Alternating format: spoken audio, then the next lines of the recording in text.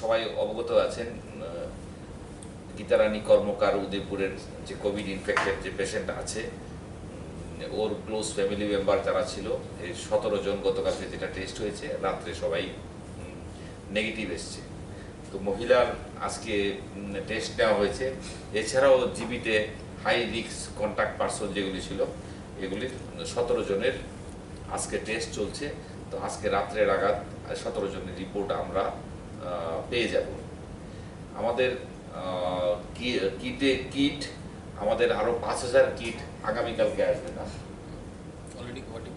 Already Guwahati পৌঁছে গেছে।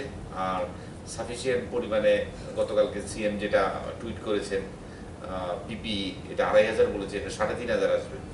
আর পাশাপাশি আরও অন্যান্য জিনিসপত্র sanitiser, 3 layer mask, N95 mask এগুলো এসে যাবে। আজকে মাননীয় সিএম সাহেব আজকে ইয়েতে গেছিলেন, জিবিতে গেছিলেন, সেখানে সুলভের যারা দায়িত্বপ্রাপ্ত যারা আছেন ওদের সঙ্গেও কথা বলেছেন এবং এজিএমসির বিভিন্ন ইস্যু নিয়ে কথা হয়েছে।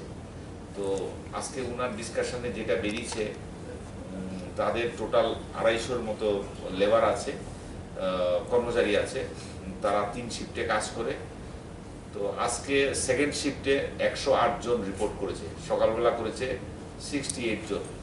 তো ওদের যাতায়াতের জন্য কিছুটা জায়গাতে ওদের জন্য 2টো ডেডিকেটেড বাস আছে, বিভিন্ন জায়গা থেকে, একটা মোহনপুর থেকে আসে, একটা যোগেন্দ্রনগর ওদিক থেকে আসে। তো বাসের মুভমেন্ট নিয়ে বিভিন্ন জায়গাতে কিছু কিছু জায়গাতে অবস্ট্রাকশন হয়েছে। তো এটা অ্যাডমিনিস্ট্রেশন লেভেলে টেক আপ করা হয়েছে, গতকাল রাত্রি টেক আপ করা হয়েছে।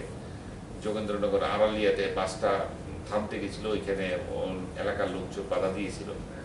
তো যাই হোক, এই জিনিসটা অ্যাডমিনিস্ট্রেটিভ লেভেলে টেক আপ করা হয়েছে।